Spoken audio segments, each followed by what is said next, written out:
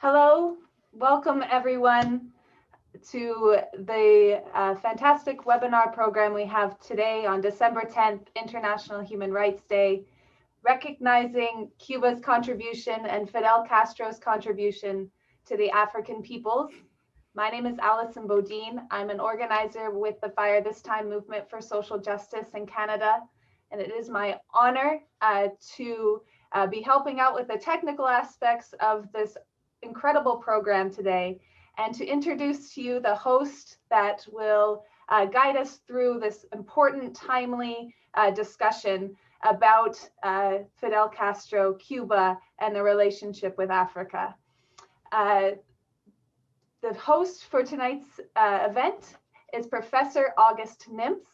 He is the author of Why There Are No George Floyds in Cuba, a recent article, co-coordinator of the Minnesota-Cuba Committee, professor of political science and African American and African studies at the University of Minnesota, co-author with Esteban Morales from Cuba of The Dynamics of Racial Discrimination in Cuba, Past and Present, and the author of Marxism versus Liberalism, Comparative Real-Time Political Analysis. So it is my honor to introduce August Nimtz, a longtime fighter for Cuba and for humanity, and to be here with you all. Thank you for joining. Thank you very much, Alison, and thank you for all of your, once again, we're all indebted to you because of your technical proficiency. Some of us are not as technically proficient, and we wouldn't be able to do this without the kind of assistance you provide. You and John Waller. Welcome everyone. It's a real honor for me to have been asked to be the moderator for this program. I want to thank especially Yanet Pumariega, third secretary in the Cuban embassy in Washington, DC, for having this opportunity to do this. Certainly the most distinguished panel I've ever been on. And the opportunity to commemorate, celebrate what the Cubans did is indeed a privilege. December the 5th is Armed Forces Day in Cuba. And it was on December the 5th in 1956 that the Granma arrived. And the Granma's arrival was the commencement of the rebel army.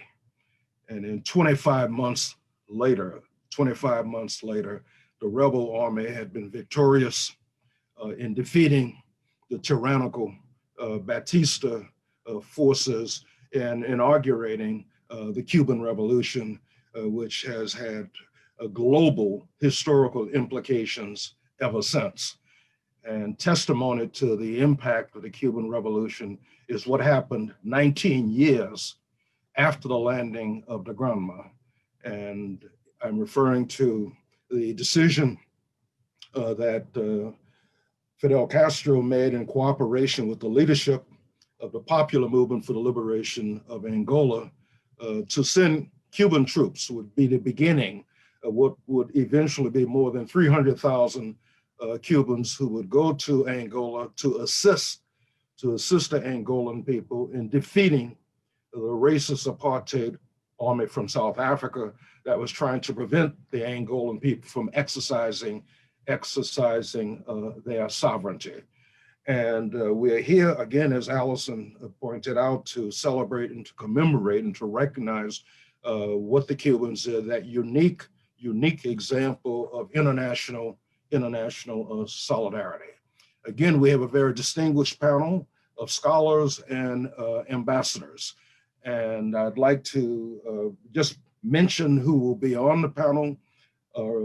In addition to Professor Piero Gleijeses, who I'll introduce in a second, we have the honor of having with us Her Excellency Maria de Jesus dos Reis Ferreira, who is the Angolan ambassador to the United Nations. Her Excellency Nomaindiya Cathleen Mfeketo, who is the South African ambassador to the United States. His Excellency Pedro Luis Pedroso Cuesta, who is the Cuban ambassador to the United Nations. And lastly, but not least, His Excellency José Ramón Cabañas, Cuba's ambassador to the United States. So without further ado, we'd like to begin with Professor Piero Gleijeses. Professor Gleijeses is the Christian Herder Professor of American Foreign Policy at the School of Advanced International Studies at Johns Hopkins University and author of the authoritative 2-volume study on Cuba's contribution to Africa. And this is the best I could do, but I thought I'd show you the 2 volumes. They're real door stoppers. And so they're massive volumes, but there's nothing more valuable in print for understanding what the Cubans were able to do. So without further ado, please, Professor Gleijeses, it's an honor to collaborate with you once again.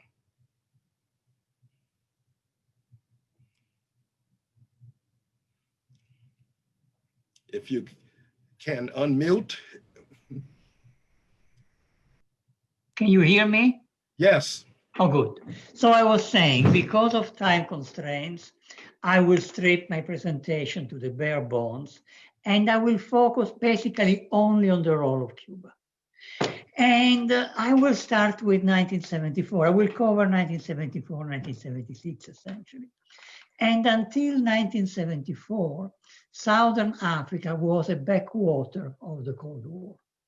The guerrillas who fought in Angola and Mozambique against Portuguese colonial rule, in Rhodesia against white minority regime, in Namibia against South African colonialism, and in South Africa against the apartheid regime, seemed impotent.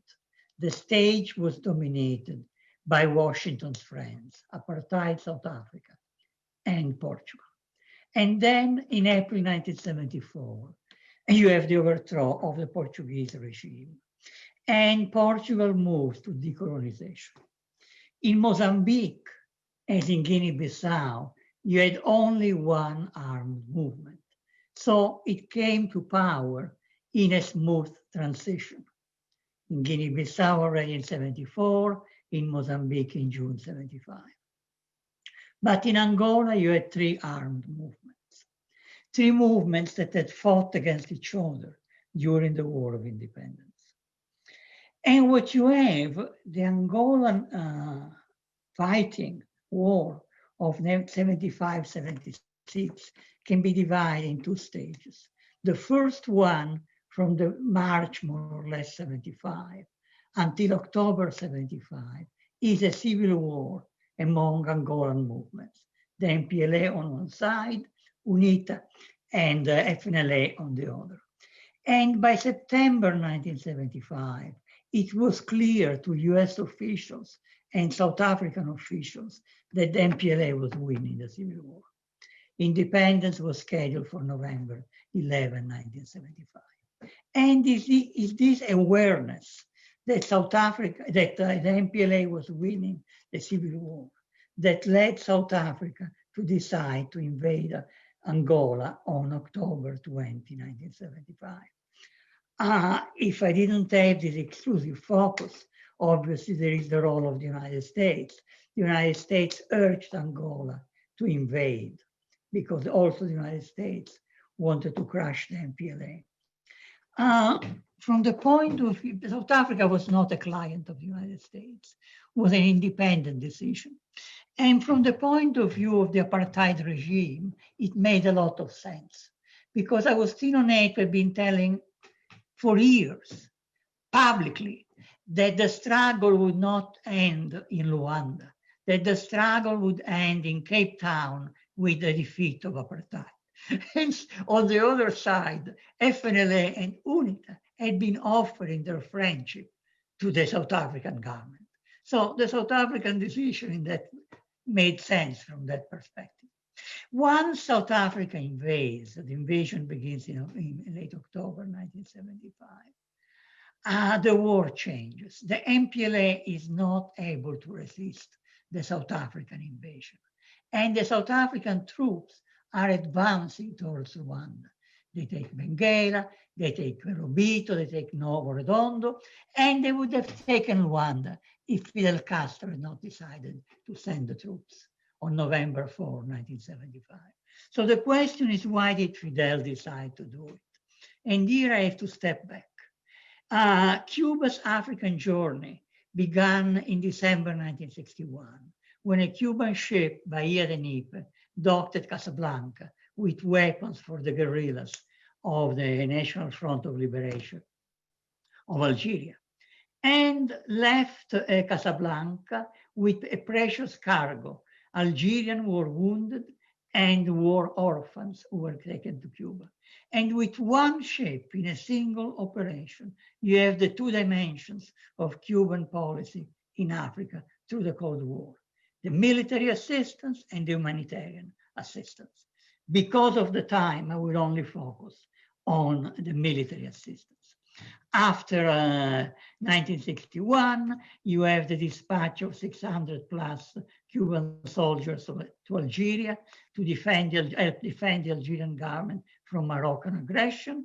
1965, Che Guevara in the former Belgian Congo, and the column led by Jorge Risquet to Congo-Brazzaville to help defend the Congo-Brazzaville from a possible attack by the CIA, the mercenary army that the CIA had created in the former Belgian Congo, and to help the liberation movements based in Congo-Brazzaville. And that's where the relationship really began between the Mpla and Cuba. And then the most successful Cuban operation until Angola, and that is the aid to the guerrilla movement in Guinea-Bissau, 1966, 1974. What are the motivations of this policy? Here I rely on the analysis of the analyst of CIA and intelligence and research of the State Department, which I found very well done. What did these people say?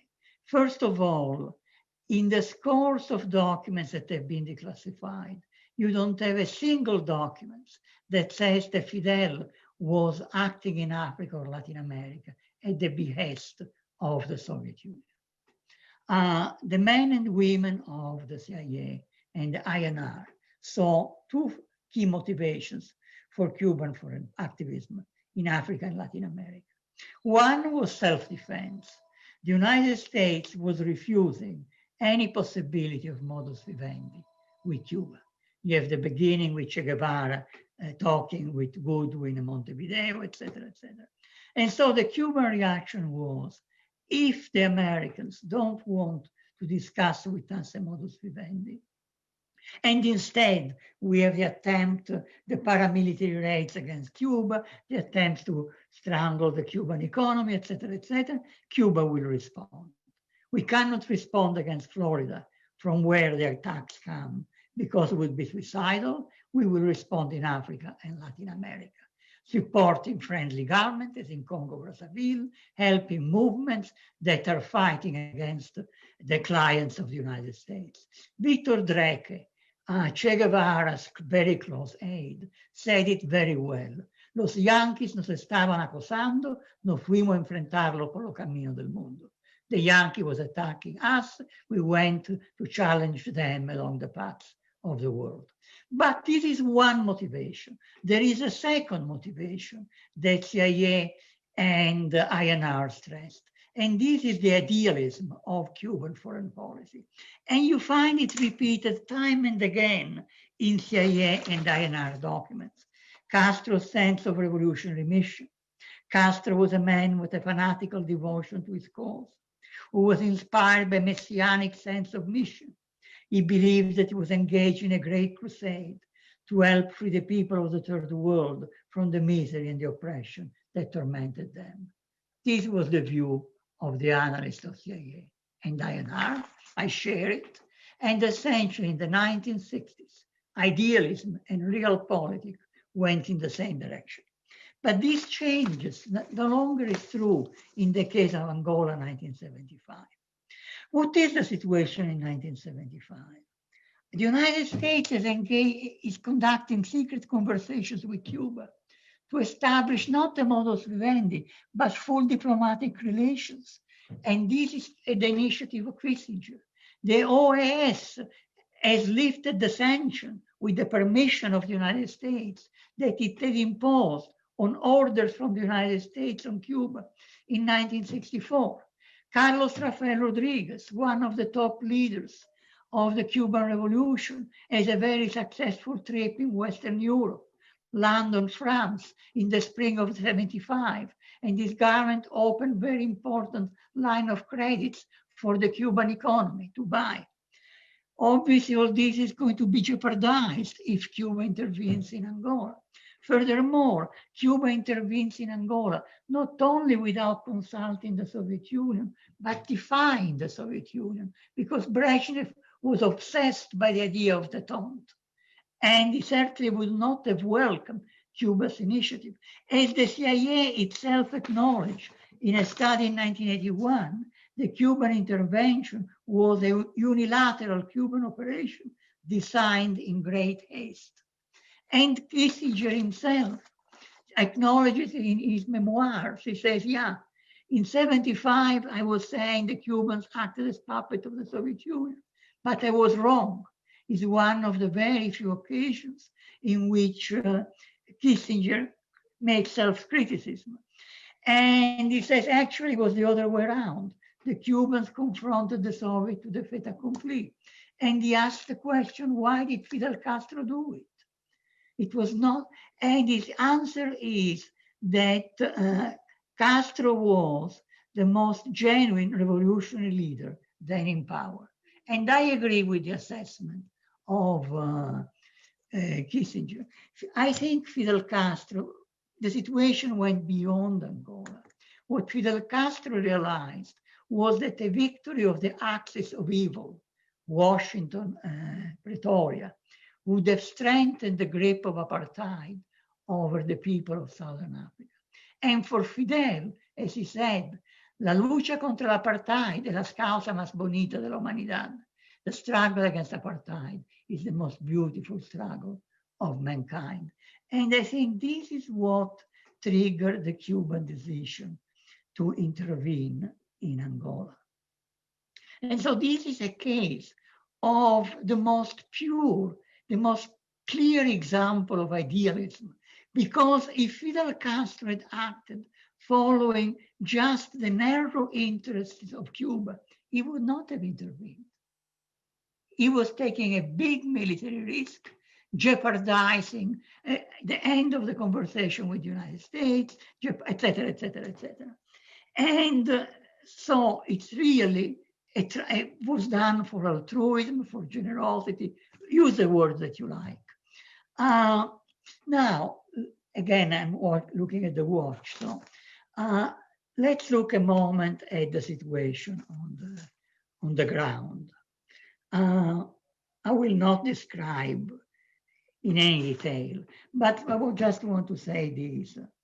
The Cubans begin their intervention in November. Western authors, it's very difficult to accept the idea that a small country like Cuba could do something so grandiose. And so Western authors like to say that the Cuban troops arrived in Angola on Soviet planes, et cetera, et cetera. And this is a big lie. And you don't need to go to Havana to find that it's a big lie, because Kissinger was receiving a memo on the Cuban Air Bridge every day. And until mid-January 1976, the Cubans sent their troops with their old planes, the British ships. The Soviets were annoyed and they refused. They did not provide any assistance.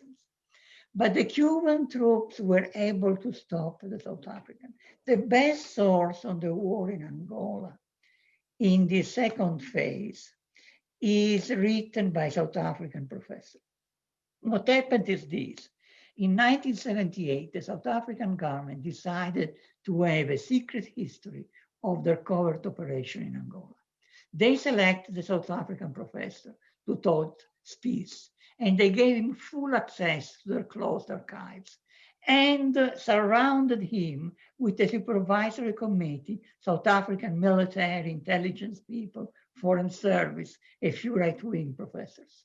And he wrote a study, a lengthy study, more than 300 pages, on these covert operations, and which was eventually declassified and published in 1988. That's why I've read it. And I will just quote one word, one little sentence that he says about the Cubans. The Cubans rarely surrendered and quite simply fought cheerfully until death. This is a South African professor chosen by the apartheid regime. And I will not spend time now to discuss this because I don't have the time. But what I want to do in whatever very little I've left is just to say, okay, what is the impact of the Cuban victory over South Africa? Well, one, it is the establishment in Luanda of what was the best possible government for the people of Angola, the Mpla government. Even the head of the CIA station in Luanda and the consul general in Luanda at the end of 75, Kiloran, acknowledged that the Mpla was head and shoulders over the other two movements. And Agostinho Neto was loyal to his promise. And Angola became the rear guard base for liberation movements in Southern Africa. For SWAPO, the guerrillas of Namibia, who finally had a safe rear guard. For the NC, which opened its training camps, the MK, near Benguela in 78. And beyond this, there is something very important. There is the psychological element. And that is that the tidal wave unleashed by the Cuban victory over South Africa and Angola washed over Southern Africa.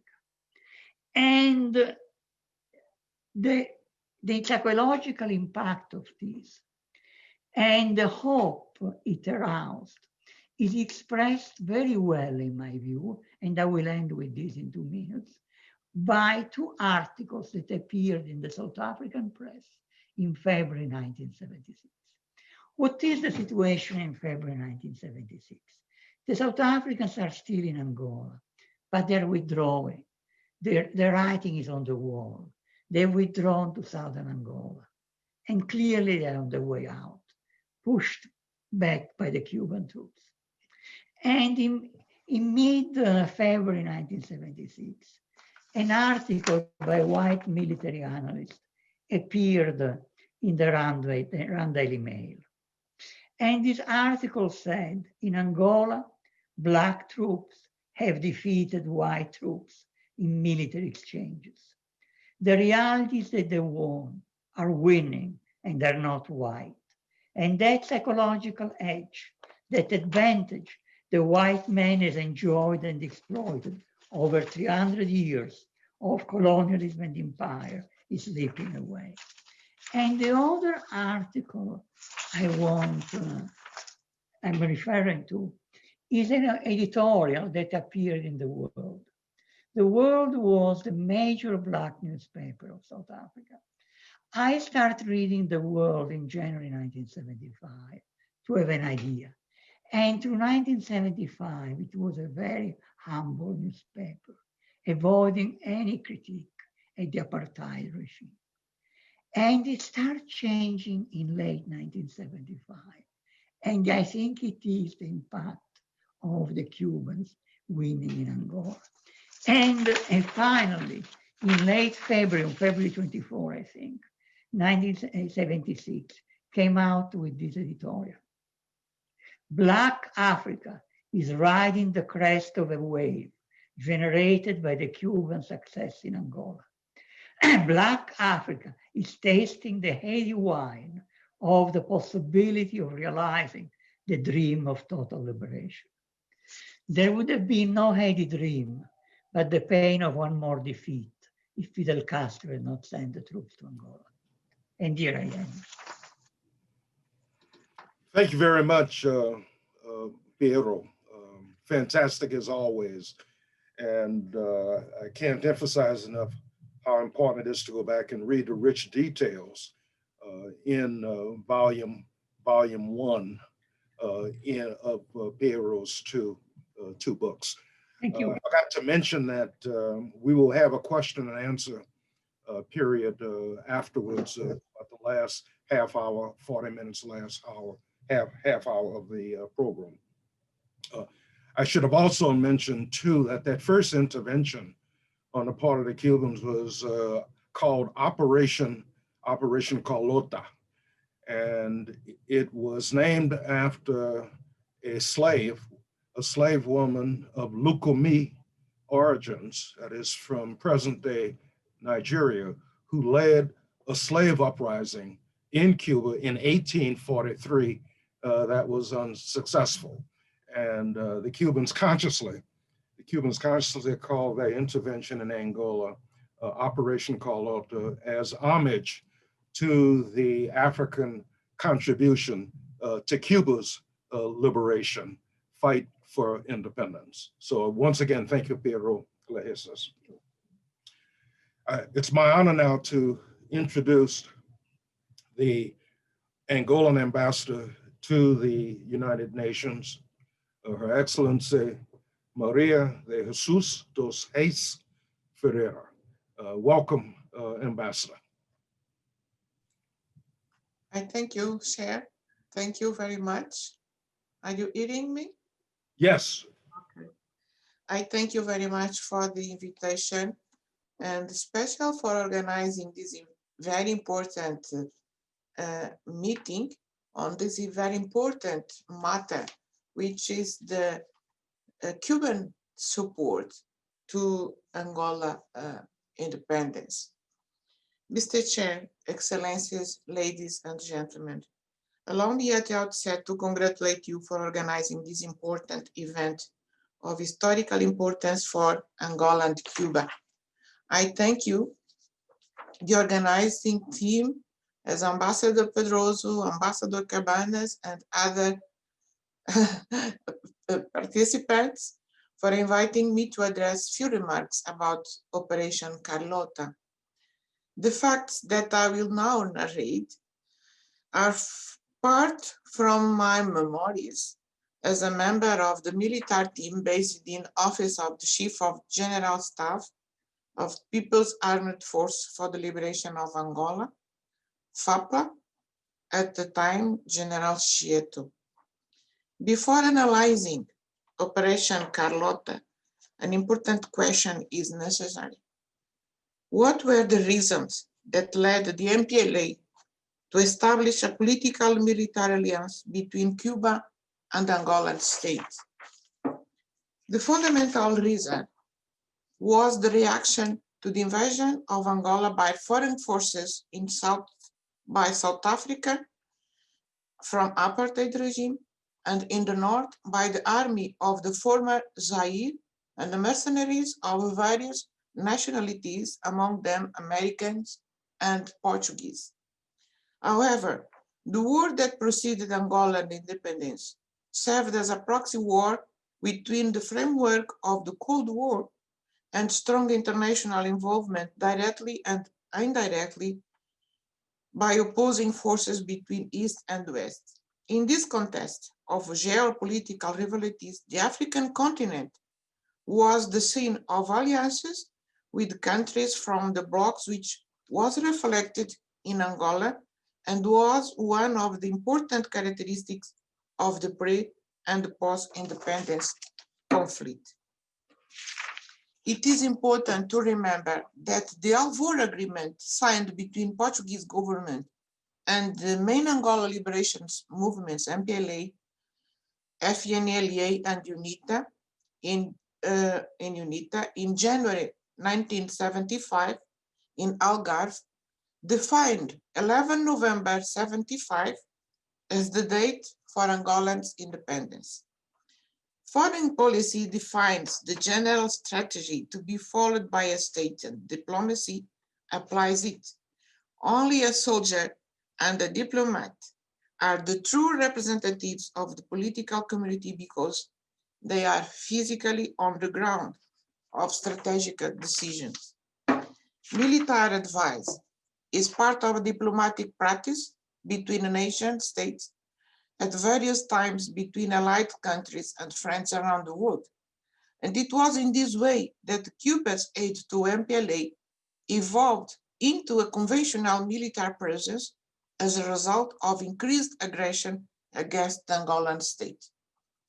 In this sense, Operation Carlota of 1975 was a landmark of Cuba's aid to Angola and a decisive intervention, as it allowed the inversion of the correlation of military forces in favor of the state led by the Mpla, and later played a significant role that culminated in the New York agreements for independence of Namibia and the end of apartheid in South Africa in December 22, 1988.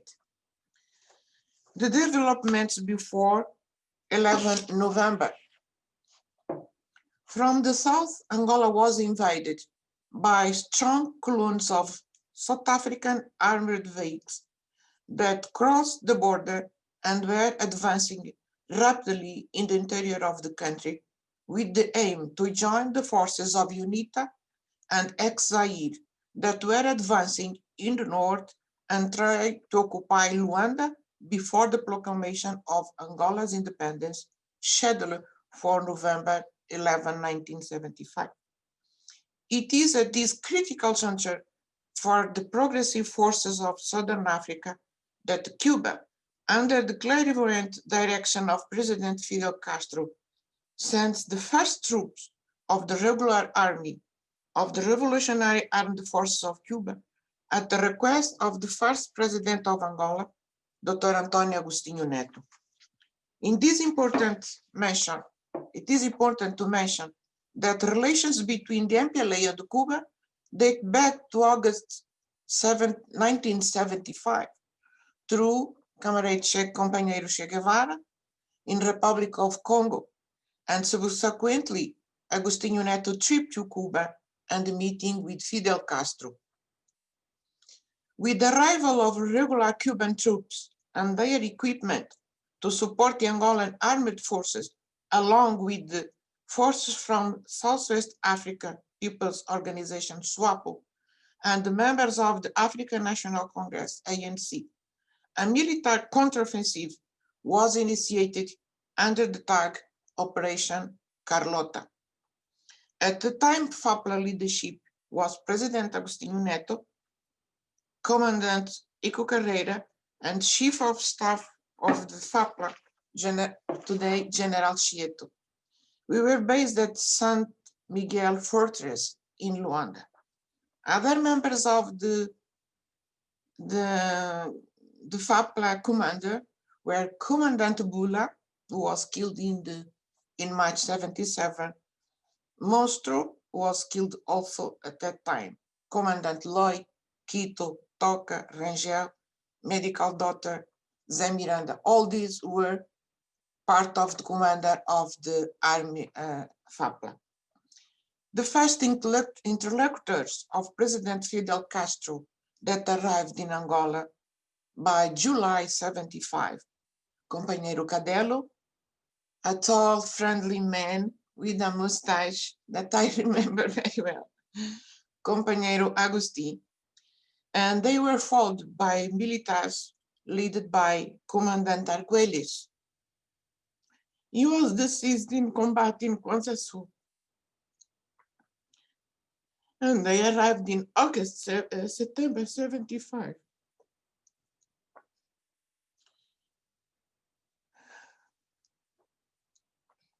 Sorry. Cuba sent militaries and arms by ships to Angola and also to Ponte Noire in Republic of Congo. After independence, I was responsible by order of the Minister of Defense, Ico Ferreira, in several trips by plane to bring to Angola the armament, part of armament which Cuban ships left in Congo. with some Angolan pilots. I can tell some of them. Pilots Amaral, Culurau, Gaspar Cardoso, this one still alive, Coutinho, General Fernando Araújo, still alive, Brigadier Narciso. So this was the team that time to time we travel to Pontenar or Brazzaville to pick up the weapons that Cuba bring to Angola by ship in Republic of Congo. Other ships were sent to Kwanza Sul, Novo Redondo, and the other one to Luanda. In October 14, 1975, South African forces had already entered through Oshikango, armored cars, long-range artillery, accompanied by military from UNITA. And in October 20, they took Shangongo, which also a city in the south. In October 23, 1975, South African force at Battalion Leva entered with poniards. It's a type of armored car that they had at the time, helicopters, and they destroyed the capital of the Konen province, Onjiva, which is 41 kilometers to the border with Namibia. And then they occupied Ruacana Dam and Kalueke Dam. This is a very important source of water for the south of Angola and the north of Namibia. In Kwanza Sul, President Neto gave the permission for the collapse of River Cave Bridge, and it was led by Chief of Staff General Chieto and Commander Monstro Imortal that participated to block the advance of South African army on that road which links to Luanda, the capital. On the eastern front, in the province of Namibia, UNITA, was shelling our forces with heavy artillery to occupy the seat of Luzu and take control of the railway line of CFB to the Teixeira de Souza, to the Luau city in the border with Zaire and Zambia. The Mpla leadership commander at that time in that province was Commandant Danjure. In November 5, 75, in fact, was the start of the Operation Carlota, with the participation of the Cuban contingent together with 9 brigades in the northern front, Kifangondo, which is 20 kilometers from the capital, Luanda. In the southern front of Kwanza Sul line, 25 kilometers from Luanda, with elite troops, which marked the turning point of the ground. Also, Cuban troops were leading the combat in this front. Our forces, the Mpla, suffered continuous scoring from the forces of National Liberation Army ELNA in the north, supported by the army of ex-Zaire, mercenaries heavily armed. With the arrival of the Cuban elite troops to join our 9th Brigade, led by commanders Ndozi, Ndalo, Rui de Matos, we initiated a counteroffensive using BM-21 weapons. We call it Monacachito, which is a type of cannon with 40 can spread 40 times at the same time. And with this, the enemy positions and stamped until they re-entered Zaire. The long-range cannon, as I was saying, with 40 pipes that we called Monacachito, was decisive for the enemy forces' retreat and was managed by Cuban troops and the new recent Angolan trained in Russia. On November 11, 75, President Agostinho Neto was able to proclaim the independence of Angola.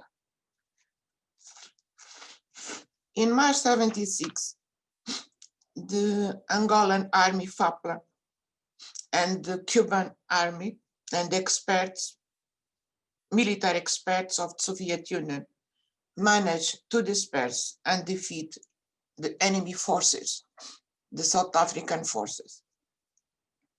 Before, as Professor just said, President Neto was declared in Namibia, in South Africa, and Zimbabwe, is the continuation of our struggle. So we continue the struggle, helping Namibia, Zimbabwe, and South Africa. So at the end of 78, the war spread again. Through the Operation Carlota, it was made possible to safeguard achievements attained in the military field and within the scope of support for development by strengthening bilateral cooperation in different areas with emphasis on education, health, which culminated in the sending of teachers, doctors, different specialists in different areas. The Operation Carlota refers to Cuban's internationalist military aid to Angola. This Cuban military internationalist mission in Angola was extended beyond military participation in the war. The relevance of the Cuban internationalist mission in Angola is in humanitarian context from Cabinda to Conan, and in the most remote places in the country. The participation of technical experts in the field of health, education, and other social cultural activities contributed to the social stability of communities in Luanda in different parts of the country, mainly in the provinces where poverty, hunger, and the shortage of health and education technicians were more evident. After 45 years, we can agree that and thank to President Fidel Castro and the Cubans, the support which was decisive to consolidate Angola independence and also decisive to support Namibia independence and the end of apartheid in South Africa.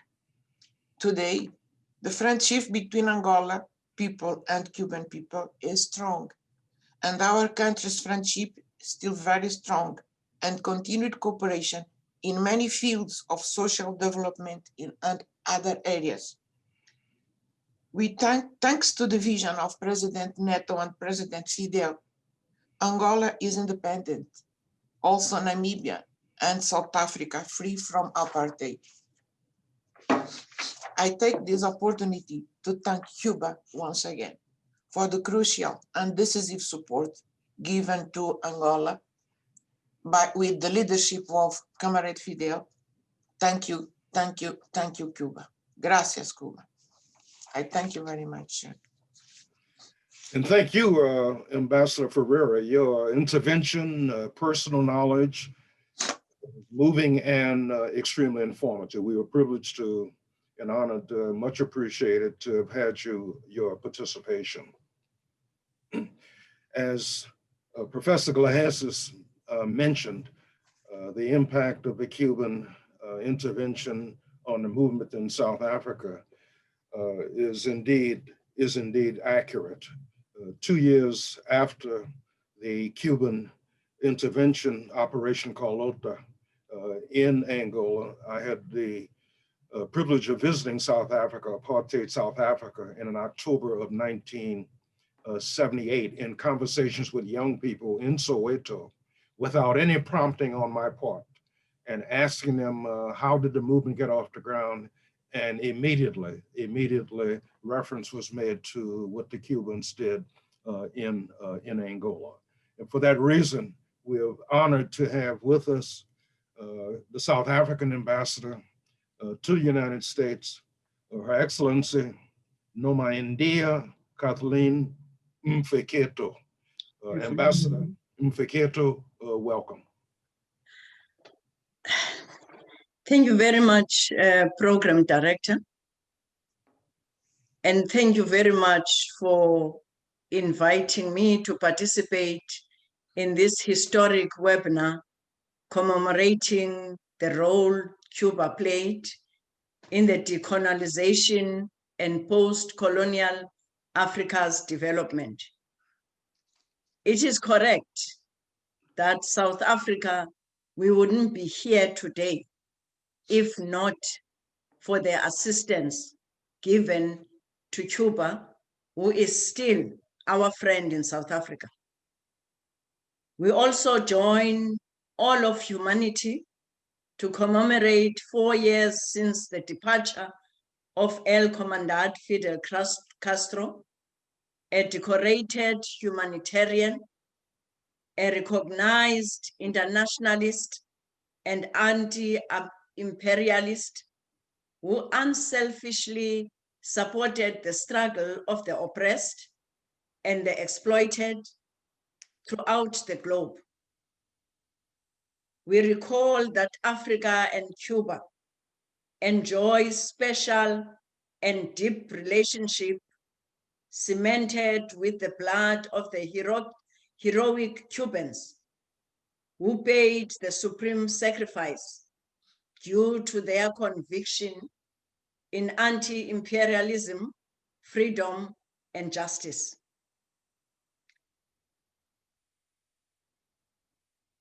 History should record that Africa decolonization started at the time and at the triumphant of the Cuban Revolution in 1959. Accordingly, Africa and Cuba started rapprochement that translated into the establishment of diplomatic relations with the Republic of Ghana and Cuba military, support for Algeria in its border war against Morocco, as it was mentioned earlier. But just to mention a few. Further, the 1st Brigade of Cuban International Medical Collaborators traveled to Algeria, and then Cuban contributed to the pro-independence struggles in Guinea-Bissau and Cape Verde. Cuba's commitment and determination to Africa's liberation moved from leaps to bounds and witnessed escalation between 1975 and 1991, with over 300,000 Cubans participating in the Operation Carlota. And we all know that there were about 2,000 people were killed, including the Cubans who were assisting us. The Battle of Cuesta represented South Africa's defeat and contributed to the liberation of Namibia in March 1990, the end of apartheid, and the liberation of Comrade Nelson Mandela. In all these years, cooperation between Cuba and Africa has been multifaceted, including but not limited to military support, medical collaboration with health personnel, and the notable assistance to train African professionals. In addition, the historic significance of the defeat of apartheid and the change in the balance of forces in Southern Africa. Cuba consolidated its space in the continent and has fostered high levels of exchange in different fields until today. In this regard, Africa-Cuba relations remains an embodiment and characterizes South-South relations cemented by medical and health cooperation. And this should be viewed as the defining moment between the peoples of Africa and Cuba.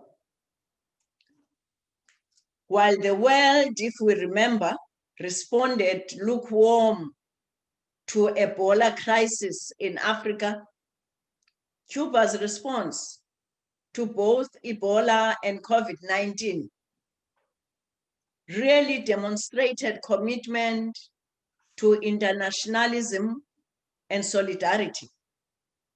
Cuba's health diplomacy has become a strong pillar around which to deepen South-South relations and consolidate Africa's relation with Cuba and Caribbean. We look forward to stronger Africa-Cuba relations and hope that the dawn in our country of accreditation would or should usher changes for the people of the world, but more importantly, for all of us who are Cuban friends. That must be done in Cuba in particular. Long live solidarity and aluta continua. Thank you, moderator. Thank you, Ambassador Mfeketo. Your remarks, much appreciated, especially updating us and recounting Cuba's extraordinary contribution to the campaign against Ebola and the worldwide pandemic that we're all now subjected to. We're much appreciative for your participation in this event. And now we'd like to hear from our Cuban panelists, beginning first with His Excellency Pedro Luis Pedroso Cuesta, who is Cuba's ambassador to the United Nations. Ambassador Pedroso, thank you. Good afternoon, and thank you very much, Mr. Moderator. Dear friends, ambassadors, dear Alison and the whole team of the Alliance for Global Justice, thank you very much for putting together this very important event. I'm deeply honored to take part along with you in this webinar in commemoration of the 45th anniversary of what was, according to Fidel, the most just, lengthy, large-scale and successful internationalist military campaign undertaken by our country, Operation Carlota, which opened a new chapter in Cuba's contribution to the struggle of the national liberation movements in Southern Africa. This internationalist epic, as it was mentioned before by our moderator, which was named after a slave who coincidentally, on November 5th, but in 1843, led a slave uprising in the Cuban province of Matanzas, also symbolized the expression of gratitude of our people for the unfailing African contribution to shaping our nationality and the critical participation in our independence struggles of those who were one day uprooted from their native lands and brought as slaves to the Americas.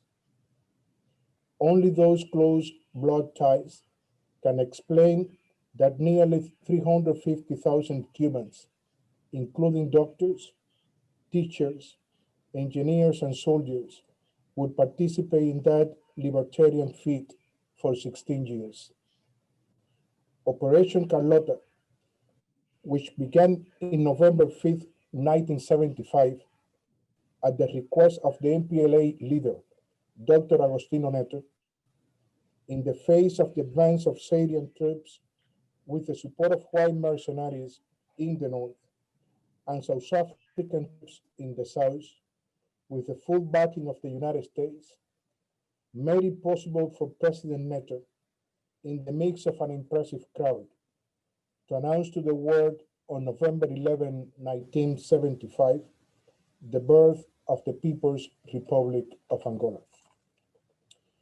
With the setback inflicted by the Cuban and Angolan troops in Kifangondo, the independence and territorial integrity of Angola was ensured, and an invasion by South Africa was hampered along the southern border. The US could not attain its objective of dismembering Angola and concealing its independence. The heroic struggle of the peoples of Angola and Cuba prevented it. So, the imperial dispute over Angola was another expression of the Cold War. Imperialism and the West-related forces would not resign to an independent Angola. Years later, when speaking about these events, Fidel stated, "For the first time in this remote corner of Africa, Cuban and Angolan blood was shed to fertilize the freedom of that treble line. However, there will still be a long way to go for Angola to ensure its full independence.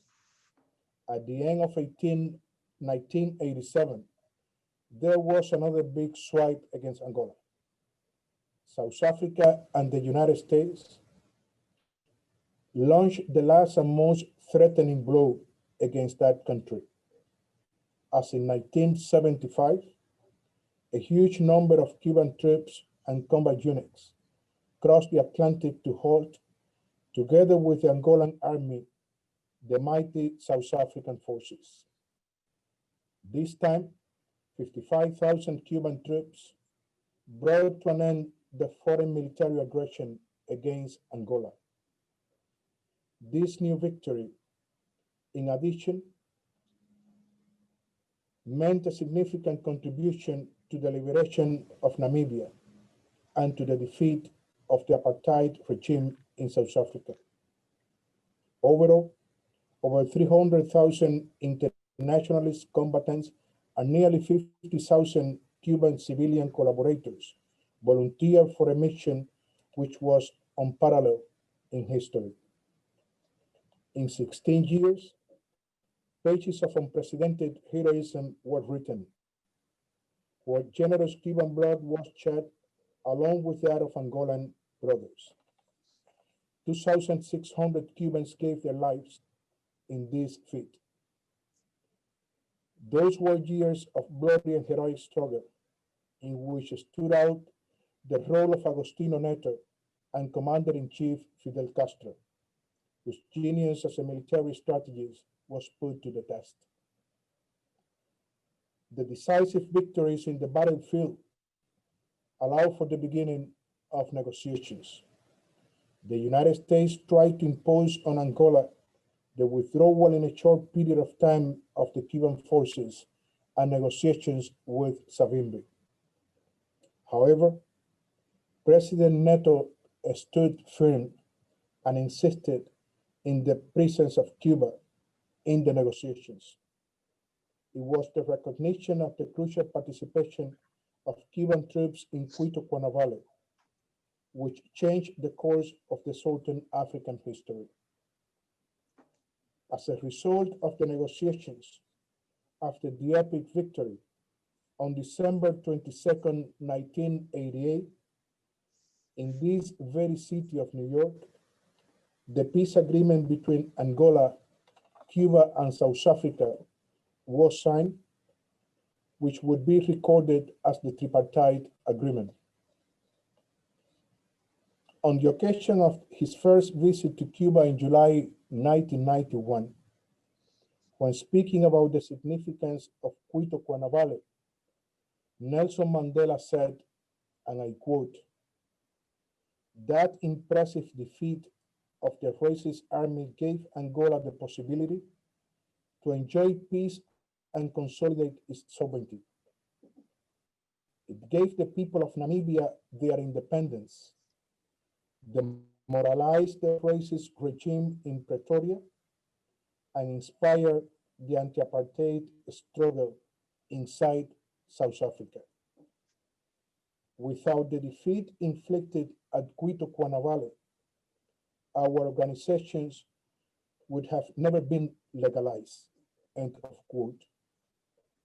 And on the same occasion, Mandela met with a Cuban internationalist to whom he said, "You came to our region as doctors, teachers, soldiers, agricultural experts, but never as colonizers. You shared the same trenches with us in the struggle against colonialism, underdevelopment, and apartheid. We will never forget this unique example of selfless internationalism. Hundreds of Cubans, literally, gave their lives in a struggle that was first and foremost ours, not theirs." End of quote. 45 years from that historic deed, it can be said that Operation Carlota has forever and until today cemented the internationalist and solidarity feelings of the Cuban people. Today, the powerful army of white coats, which from the health sector cooperate in dozens of countries and in the most remote areas, the brigades of the Henry Reef contingent that contributed to the combat against Ebola in West Africa, and those that have supported the fight against the COVID-19 pandemic in 39 countries and territories, are the clearest example of those feelings of internationalism and solidarity. I thank you very much. Thank you, Ambassador Pedroso, especially for reminding us about Nelson Mandela's unforgettable words about the contribution the Cubans made to the end of the apartheid regime. Thank you once again. And last but not least, His Excellency José Ramón Cabañas, Cuba's ambassador to the United States. Ambassador Cabañas, welcome. Thank you very much. Thank you for having us on this panel. My respect to all members, namely moderator Dr. August Nimtz. Thank you, sir, for your wisdom and solidarity. Professor Piero Gleijeses, when you think you know something about Africa, then Piero comes and let you know that you have to read and learn a lot still. My respect to Permanent Representative Her Excellency Maria de Jesus dos Reis Ferreira and Her Excellency Nomaindiya Cathleen Mfeketo, South African Ambassador to Washington. Ma'am, your presentation was very touching. We thank you for your personal experience on this. And after listening to you, if people following this webinar still ask themselves why Africans and Cubans, we call each other sister and brothers, well, hopefully they don't have any doubts anymore. And last but not least, my brother, Ambassador Pedroso. My regards to all participants and the audience. With this event, we mark not only 45 years of Operation Carlota, but 31 years of Operation Tribute, the moment we brought to the island the remains of our heroes fallen on that war. We pay respect to all of them and their relatives with our presentation tonight. In my presentation, I will very briefly, focus on Fidel Castro's speech delivered on December 22nd, 1975, 45 years ago, at the closing ceremony of the first Communist Party Congress in Havana. One of the first opportunities that he made reference to our presence in Angola at length. I suggest all of you to read the whole piece because it's really a masterpiece of art. Many parallels also can be established with the current situation when the United States questions Cuban internationalism and Cuban support to many social movements in many countries, including in Venezuela. Back in 1975, Fidel mentioned how US President Gerald Ford at the time threatened Cuba by saying that if we maintain our presence in Angola, the US would cancel any hope, any possibility to normalize relations with Cuba. Being ironic about the statement, Fidel said that the US had blocked Cuba on every aspect of its life, including a non-existent hope. The US government was trying to hammer Cuba without even showing a carrot. A lot of similarities with what has been going on for the last 2 years. Fidel related that attitude also with the International Conference on Puerto Rico that Cuba has hosted before. He asked if in order to have relations with the US, it was a precondition to lose and to renounce to all dignity. He then coined a concept of a new Cuba, which meant a country with new principles and a new foreign policy.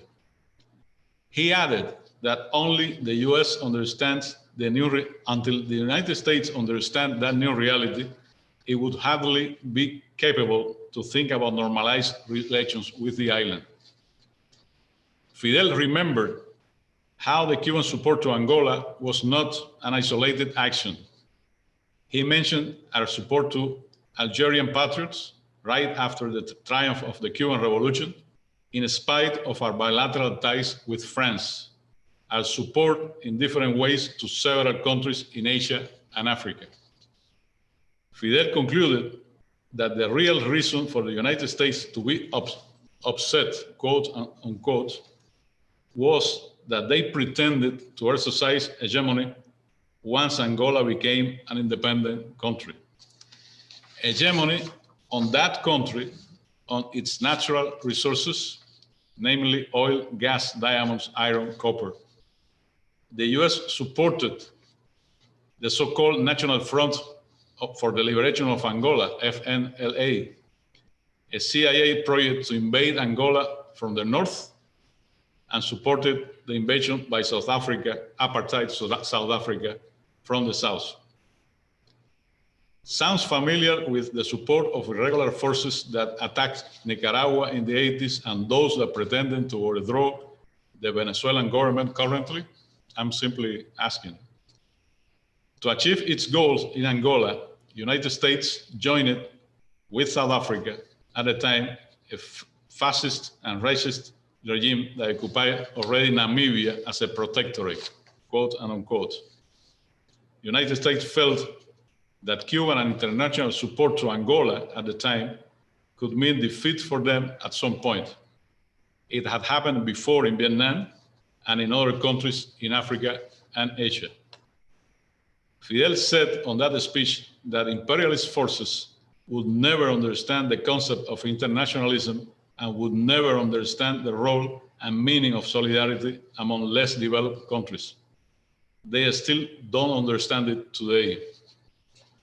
Actually, that party Congress in 1975 was a tribune for many delegations from newly liberated countries. And then the new concept emerged in Cuban foreign policy, not only the concept I mentioned before about a new Cuba, but as part of the foreign policy, what Fidel called the revolutionary family. That one that he insisted would never, ever be divided. At that time, Fidel explained to the United States in details, and this is funny because Fidel, thinking about topics, he explains several times to his people at the other end, I wouldn't say enemies, but people at the other end, why they were wrong and how they will fail. And he did it with the United States at the time. He explained to the United States in detail on that speech, why to support the South African regime was a policy condemned to failure. He elaborated on how many African nations, most of them, would alienate from the United States for that reason, for supporting apartheid. Secondly, Fidel continued, there was a second important reason, Cabinda, the Angola northern province, was a region with a heavy US presence through oil companies. But they were Angolan and Cuban forces protecting US companies, believe it or not, companies and personnel, from FNLA aggression. It made no sense at all. It didn't make any sense for US foreign policy. It didn't make any sense for US interests, economic interests, and US companies.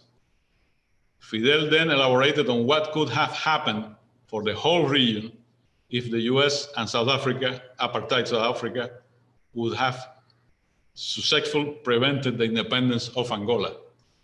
And usually we narrate the history, how it happened. Sometimes we have to ask ourselves how it didn't, you know? And this particular case, probably, it would have meant a reinforcement of apartheid presence and policies forever, if not forever, for a long time. Fidel foresaw that the US would not have had any chance to explain and to sustain that policy for a long time, as it happened later on. Nevertheless, the United States continued supporting South Africa aggression to Angola and counter-revolutionary forces for many years to come. But only 13 years later, Fidel's ideas came through again. South African forces suffered a major embarrassment in Quito, Cuanavale, as Ambassador Pedroso mentioned. They then withdrew from southern Angola and irregular forces were defeated. Peace negotiations took place, an agreement was reached, Namibia was liberated, apartheid fell down, United States no longer considered Nelson Mandela and ANC as terrorist forces, and a new Angola was born. 45 years later, we still wonder if the United States politicians would take any experiences and lessons from that story, and if they would be able to implement them in a creative manner. My last idea is simply to say that for Ambassador Pedroso and for me, this is a very personal matter, as we both fought that war. Thank you very much for your attention.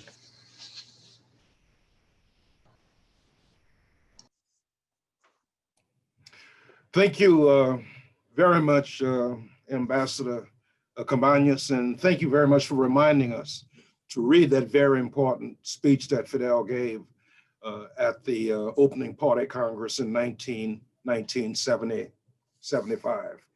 Before the question and answer period, I thought it would be appropriate to end the formal part, or this part of the program, with the excerpt from a speech that Raul Castro gave on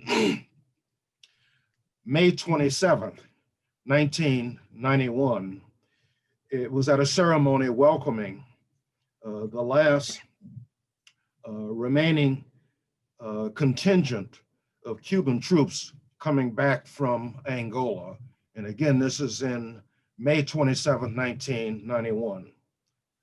Quote, "When we face an unexpected challenges, we will always be able to recall the epic of Angola with gratitude, because without Angola, we would not be as strong as we are today.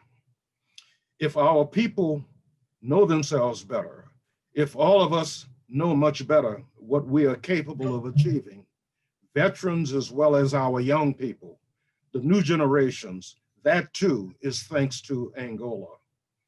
The prestige, the authority, the respect enjoyed by Cuba today in the world are inseparable from what we accomplished in Angola. Thanks to Angola, we understand in all its dimensions Comrade Fidel's point that when a people like the Cuban people has been capable of fighting and making sacrifices for the freedom of another people, what couldn't it be capable of doing for itself? If today we are more mature in our reflections and decisions, if today we are more staunch, more experienced, that too is thanks to Angola. If today we are more aware of the work of the revolution, because we have experienced the disastrous remnants of neocolonialism and underdevelopment For that, we must thank Angola. If today our political and ideological development, our revolutionary socialist and internationalist consciousness are deeper, we owe that to Angola too.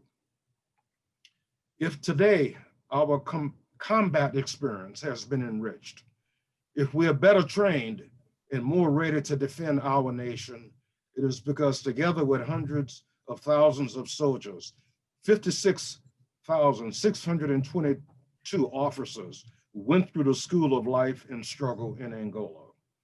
If our people are now prepared to confront any difficulty in the times ahead, if they are confident about themselves and their ability to resist, to continue developing the country and to succeed, that confidence reflects our experience and how we grew in the face of adversity and won in Angola. And if there's a people to whom we owe a lesson of stoicism, of greatness, of the spirit of sacrifice and of loyalty, it is the Angolan people who said goodbye to our internationalist fighters in an exemplary manner with love and gratitude, unquote. Shortly after this speech, the Cuban Revolution would face its gravest crisis with the collapse of the Soviet Union, the Eastern European governments, resulting in the special period. To understand why the revolution survived, think what Raul said, which was also prophetic. Again, if our people are now prepared to confront any difficulty in the times ahead, if they are confident about themselves and their ability to resist, to continue developing the country and to succeed, that confidence reflects our experience of how we grew in the face of adversity and won in Angola, unquote. Again, all of us are deeply indebted to what the Cuban people did in Angola and continue to do in Africa. Again, I want to thank all of our guests and the participants. We had more than 156 participants in this webinar. And at this time, then I'd like to turn it over or begin the question and answer period. And so I'd like to hear, John, are you available to read? Yes, I am. Okay, thank you very much. I appreciate it, John. You're more adept at this than I am. Okay, thank you, August. The first question is to one or both of the two Cuban ambassadors present. And it's raised in a friendly way, but can you answer the allegations from the US that many decades ago now, Cuba supported Ethiopia against Eritrea?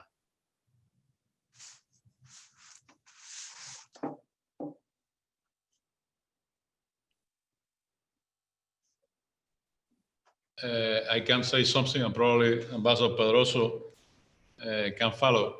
The key word is allegations. United States many times allegedly focus on Cuba, or name Cuba as responsible for something. Our presence in Ethiopia was to help Ethiopia to face the invasion they received from a neighboring state, Somalia at the time. We know the forces that were behind that war, and we simply went to support, by the request of the Ethiopian people, the Ethiopian government, to support that country and to support the independence and freedom. Anything else is allegation. The Eritrean subject was a domestic subject in Ethiopia, and of course we don't intervene. We never ever intervene in that kind of affairs.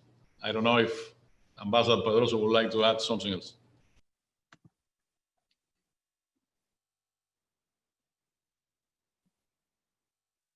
Hello, you listen to me? I really don't have too much to add to that comment that Cabañas just made, and which I agree. I think there is something important, and you all know the maxim of divide and prevail. So it's looking each time for an allegation, or each time looking for a pretext for not doing the right thing. Is the same sort of pretext that the U.S. had been using all along since the triumph of the revolution for not engaging or to fail in recognizing our right to build a different Cuba, different from what they were used to deal with. And all you know how they use the pretext of how the type of relationship we used to have with the former Soviet Union, the pretext of the so-called Cuban involvement in Angola, the pretext of the so-called Cuban export of the revolution to other countries in Latin America and so on, and the pretext they are using today in the case of Venezuela. So it's I think we are very much used to the use of those pretexts and those allegations for just not doing the right thing. Thank you. And if I can just add to that, in volume 1, in Piero Gleijeses' book, Conflicting Missions, there are also some rich details about the Ethiopian Somalia campaign. John? Okay. Does Piero want to speak on that? I think he might. Piero, you're muted.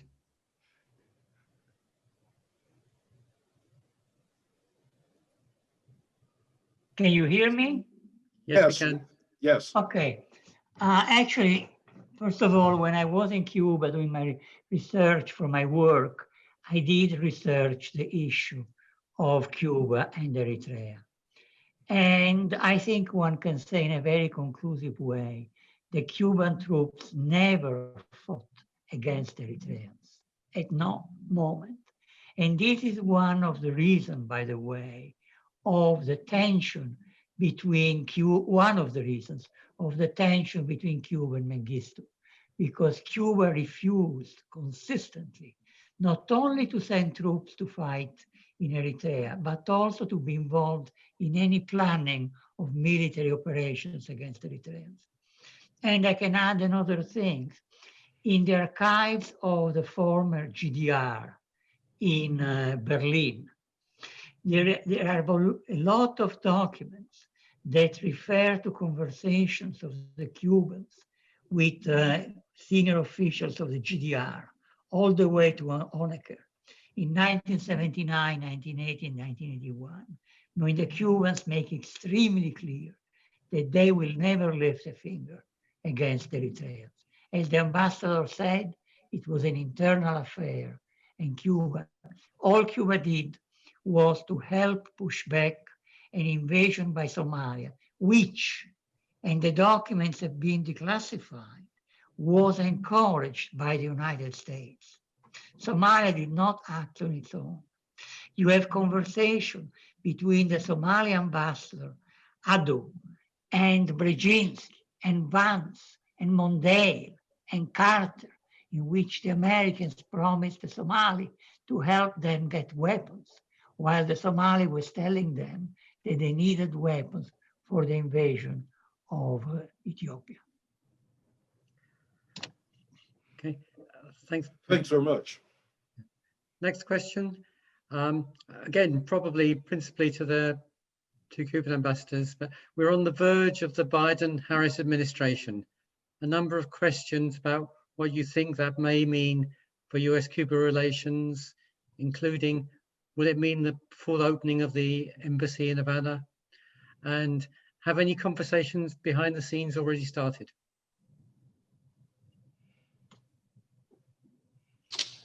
Well, I would say that we all know what we accomplished during 2015, 2016. For the first time, we had broad negotiations on many aspects. The meaning of those negotiations is that we were able to build something that could be the foundation of any future relationship between Cuba and United States. And quite clearly, the limits for that relationship to unfold and are on the American side. If we were to build any sustainable bilateral link with the United States, The embargo, what they call embargo, we call blockade, is there. Is a fundamental limit for expanding the relationship. United States is a very complex system. You have government, you have Congress, you have companies, economic interests. It's a very complex system. But if and when United States as a whole consider that it's time to change the state policy towards Cuba that was created 60 years ago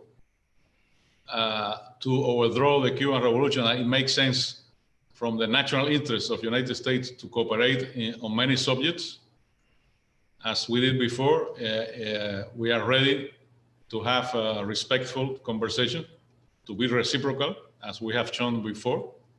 And I think if the democracy works in the United States, most people in this country, I can tell you frankly, I have traveled all over, most people in this country support a new kind of relationship with the United States. I refer to Fidel's speech because it's, as he did many times, he explained United States why they will fail. He gave arguments to the enemy. He suggested things. Well, Fidel said 60 years ago that the embargo would be a failure. It is a failure. We are still there. We have survived 12 different American administrations. Then once the United States, the political class in the United States, because the people of the United States, we know how they feel. But once the political class understand that the only way to deal with the so-called Cuban issue is to respect each other, to respect our sovereignty, then we can move forward. That could happen with the next administration. If not, we wait until after the next administration.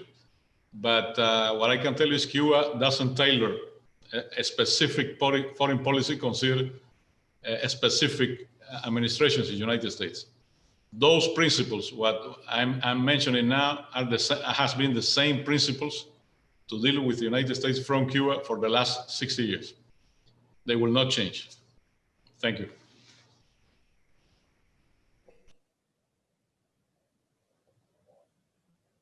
Okay, Thank you very much, John. Shall I ask the next question? This is a question for Dr. Gleijeses. How important was Cuba's participation in the Algiers summit, including Gaddafi's accusation against Cuba, in the relaunching of Cuba's pro-revolution policy towards Africa? Well, I would say zero, not at all. What was Cuba doing in Africa between 1967, when the last elements of the column of Risquet left Congo-Brazzaville, and in 1975, there was the assistance to the guerrillas in Guinea-Bissau. This was the only military operation of Cuba.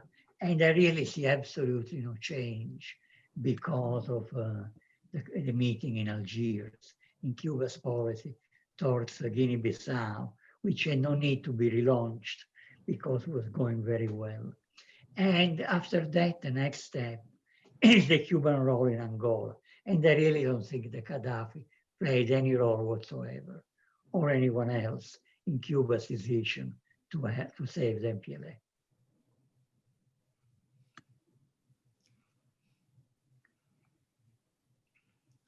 Okay, next question, again to the two ambassadors.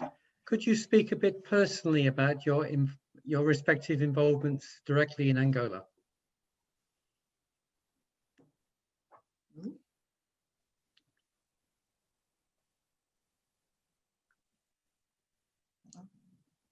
So, Ambassador Pedroso probably will join.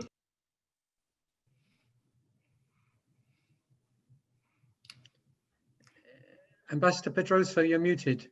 You have to mute. Good. Our participation in Angola definitively was something that contributed to a great extent to what we are today, to how we conceive and how we look at the world today. And it contributed to understand from where we came from. To have the opportunity of contributing to the independence of Angola has made us, in my own case, and I'm sure in the case of Cabañas, better persons today, because we build for the better of the other. Contributed as persons, contributed as revolutionaries, and contributed also particularly to understand what we have, why we have to say what we have in Cuba, and why we have to protect the kind of system that we have built in Cuba upon the blood of many heroic people that made the revolution for us. So the opportunity of having been there, of having contributed to in some way, and this is, one say this very, very humbly, because on the end, I think it was the contribution of all those who were there, but also the contribution of those who stayed behind and made possible that still we could be there and the Cuban Revolution could still resist in face of the powerful. So I will leave it there. It was a very, very important experience in our lives. Thank you. Ambassador Cabañas? No, I agree 100%. I will probably only add that only by going to Africa in general, not only to Angola, is when you really learn about the continent. In our case, is when you learn where your roots are.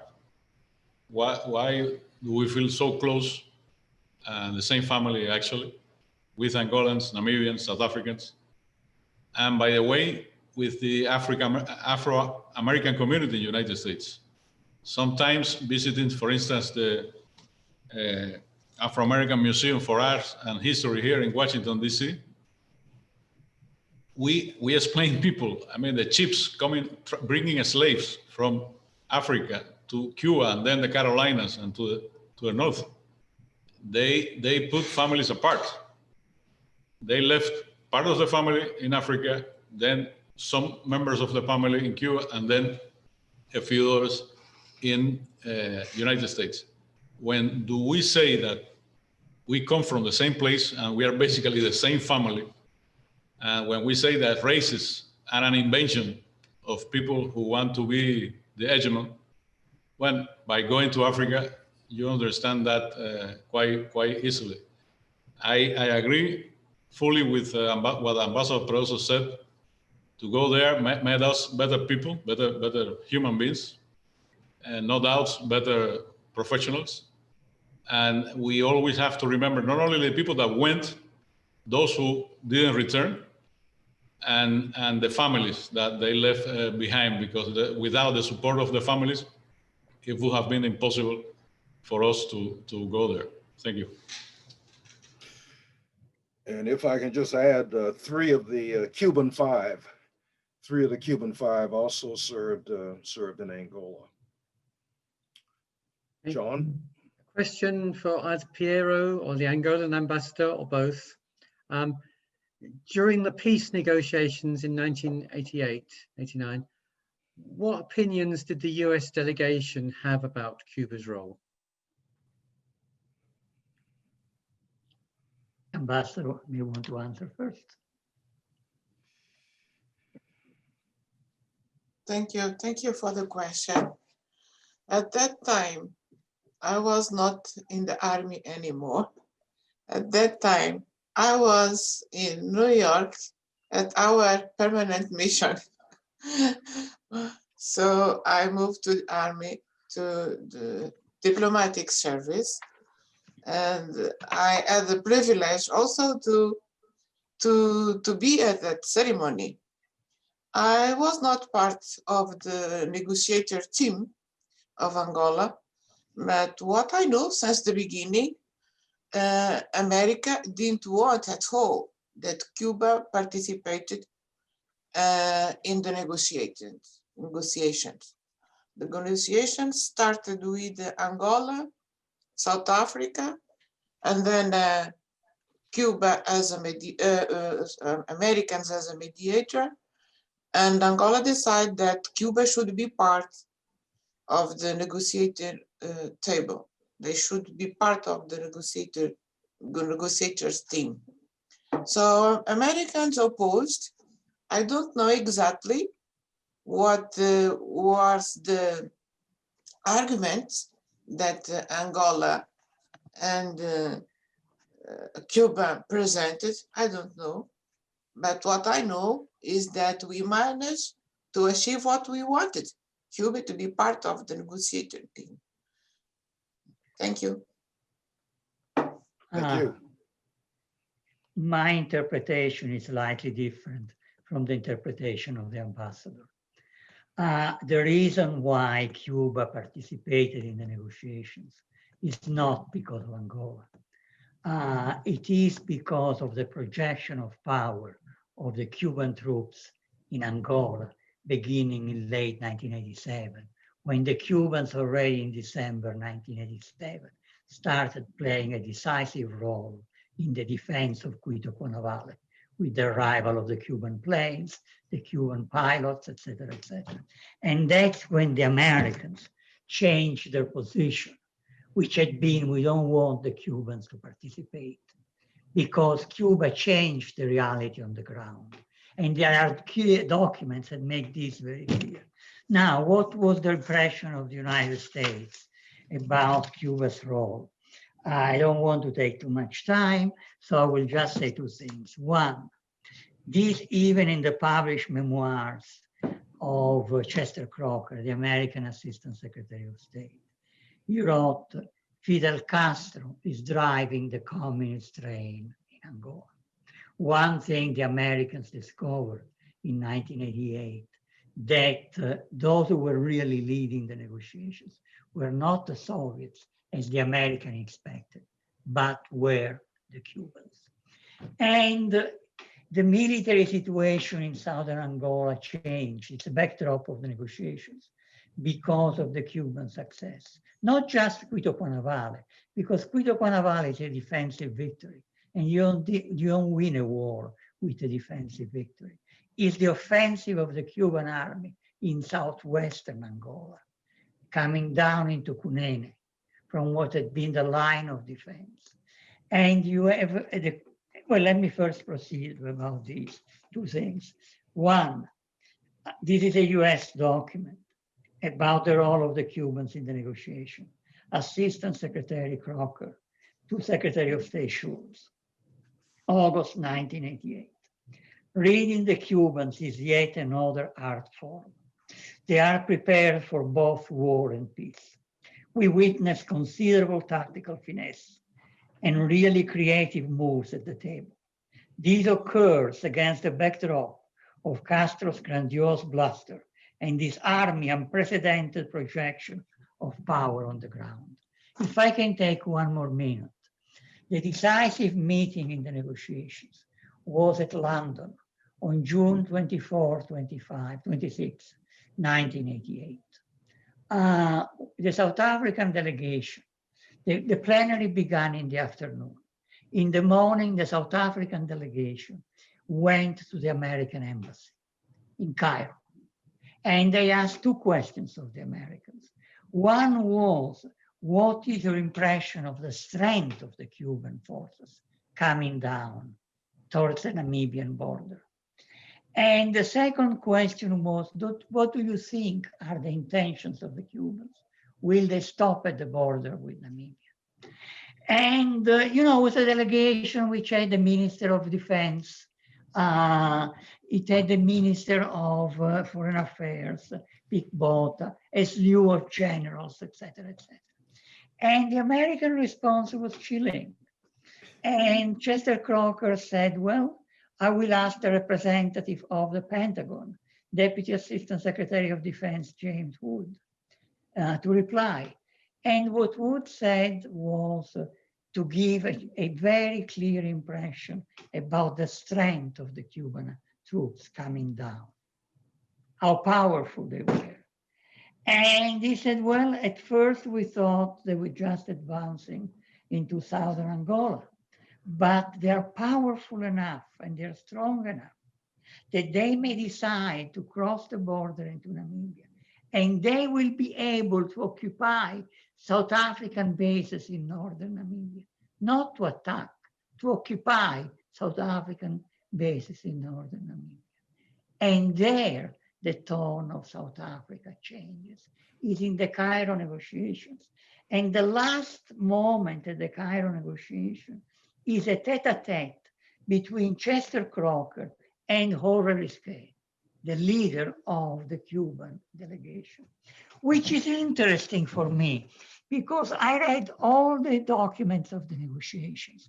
And Madame Ambassador, I could see the contempt, the arrogance with which the Americans treated Angola, with which they treated Mbinda, with which they treated Dalo, and because they took advantage of the military weakness of Angola and so on. And now they had to do with Risqué, with the Cuban army. And Chester Crocker went to see Risqué because he had a question. And the question was, will your troops stop at the border of Namibia? Because they're getting very close. And Risqué there with his cigar, just to annoy Chester Crocker, said, I cannot give you an answer. If I told you that we're going to stop, I would be giving you a meprobamato. And then Risqué realized that the poor North American didn't know what a meprobamato was. So he said the Tylenol. If I told you that we were going to cross the border, I would be threatening you. And the answer is, if you want a guarantee that we are going to stop at the border, accept the independence of Namibia and the free elections in Namibia. And it is Cuba that decided the course of the negotiations in Angola, and the Americans were very aware of this. And one must say, in honor of Gorbachev, the Gorbachev never applied pressure on Fidel Castro and the Cubans in 1988. He applied a little pressure on President Dos Santos at the very end, but very suave, very little, but never on Cuba. That would be my answer. Thank you, Pedro. As always, very, very rich. Okay, indeed. Next question. Were Cuban women involved as volunteers in Operation Carlota? And if so, in what roles?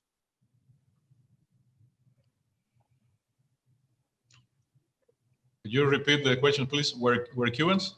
Were Cuban women involved in Operation Carlota? And if so, in what roles? Well, I have to say that probably a few in the very initial moments, but later on, the presence of Cuban women in the military was significant, and they play a fundamental role in major combat. I personally remember many of them, seeing them with their uniforms in their units, and the final answer is yes. Even in Cuito, Cuanavale, we had several of them, Menongue, those places where we had heat combat, Cuban women were always present. Okay. Next question. Can I just add to that if I can? My memories of Cuito Cuanavale is the anti-aircraft battalions played an extremely important role in controlling the skies, not permitting South Africa to control the skies. And I think, if I'm not mistaken, those anti-aircraft batteries were staffed by Cuban women. Is that correct? That's right. We have full units of women for anti-graft fighters.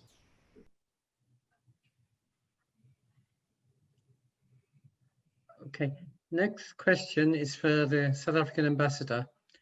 How has Cuba's presence in Africa influenced current relations between South Africa and Cuba?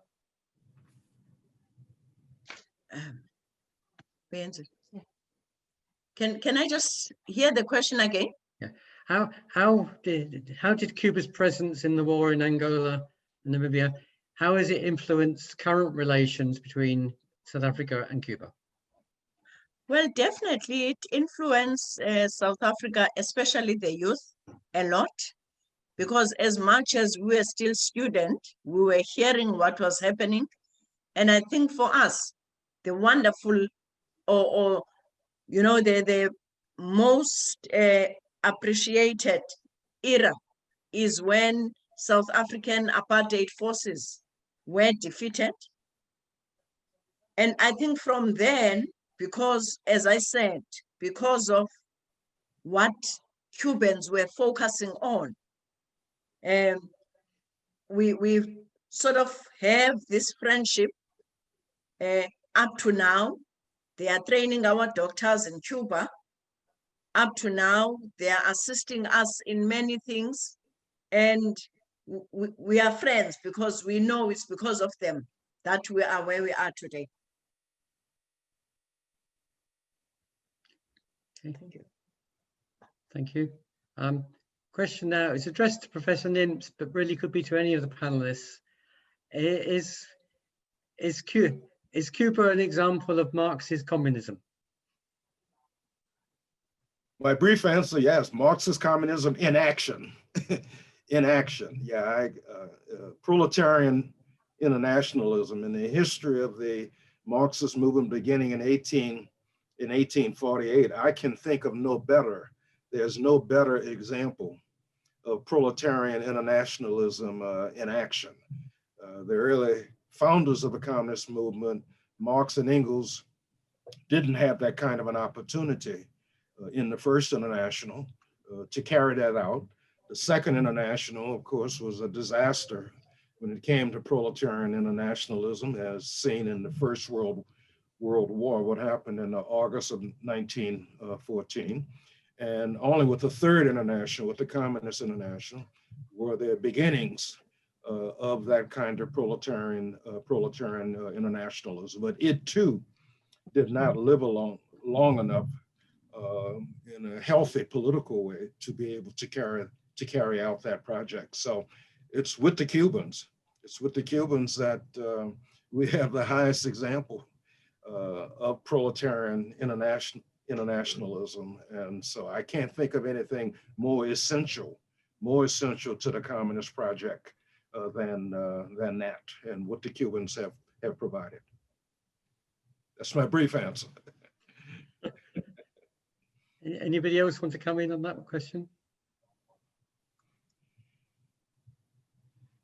Okay, then a question.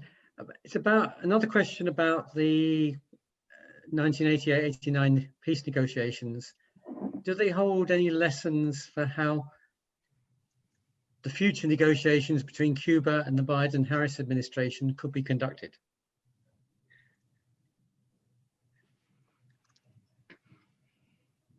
Well, many times in the past, when we have had a heated debate with American delegations, and they feel that, well, we are enemies, you know, and this is difficult, I frankly tell them, you know what, probably you are not the toughest enemies we have had in terms of understanding, not political or military might, but culturally, the real possibility of understanding each other, because no matter how much we discuss, we are on the same hemisphere, basically same culture.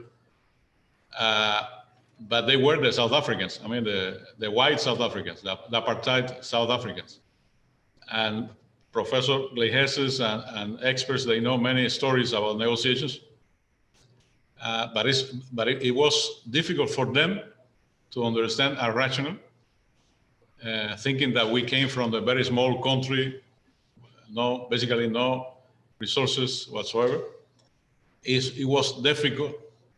It is, for at least still for me, difficult to understand the rationale of the apartheid, if there is a rationale behind it, and how a white, small population, a small and white population, was trying to dominate not only the largest population in South Africa, the division, the Bantustans, all that division. It was difficult on both sides, but among the many stories, there is one, and I think, Professor, that this happened in Ragana. And at some point, when we were negotiating, the head of the South African delegation came to Ricardo Alarcón, who was at the time the head of the Cuban delegation. And suddenly he told Alarcón, Ambassador, you know what? We are coming to you because you are the only one that now understand us. And this is related with what Professor Gleijeses was telling us. Although we have an important military presence there, although they were basically defeated, I think that in timing, Americans and South Africans, they were not on the same boat on when to agree on specific subjects. And then one of those subjects, the South Africans were ready to say yes, and we agree on that. And the timing for the Americans was different, and they were trying to cool down a little bit the South African delegation. Then we were on those terms, and in the way the negotiations evolved, and these were very complex negotiations. We had several delegations and people pressing in many directions, other countries, not Cuba, of course.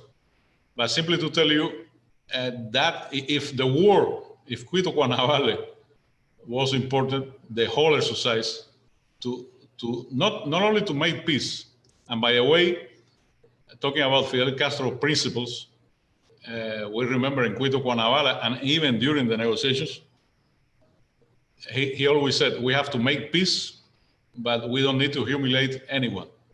Because if you have a humiliated enemy, then peace will not be coming, you know. Then if the war was important, I mean, by the outcome, it was as important the peace negotiation process to accomplish that, and a third part, which was to implement that. When we were implementing those agreements and our forces were returning to Cuba, and the process to free Namibia, you had extremists all over the world trying to that agreement not to be implemented. People who were looking from outside and trying to put that agreement on risk. Then we need to talk about the military operation, diplomacy, negotiations, and then the implementation on those agreements. And I think Professor Gleijeses or Ambassador Pedroso mentioned when that was happening. I mean, at the time we were doing that, the Soviet Union was falling down, the socialist bloc was falling down, and you all know the economic situation that harmed Cuba at the time. Then we were implemented all of that at the same time. We had domestic issues, we have economic shortages, and you have political forces in the United States trying to turn, you know, to twist again Cuba under blockade legislation. Thank you. Thank you. John, I think we have maybe time for one more question so that we can actually end at the time when we scheduled that we would actually end. Okay, this should be a short factual question. Was there a threat by South Africa to use battlefield tactical nuclear weapons against the Cuban troops? Does anybody have an answer for that? Piero? No, as long as the Cubans were only fighting in Angola, no. And Fidel Castro was very aware of this. You know, Fidel, beginning in basically December 1987, And through the spring and summer, fall of 1988, he met almost every day with a group of top advisors to discuss about the situation in Angola. And the Cuban assessment, Fidel's assessment, was the South Africans will not use atomic weapons as long as if we are not in Namibia. The danger is if we enter Namibia, not with a few small units, aircraft, etc., but with the entire army. And that was, I think, really the position of South Africa. The atomic bomb would have been the weapon of last resort and not in Angola.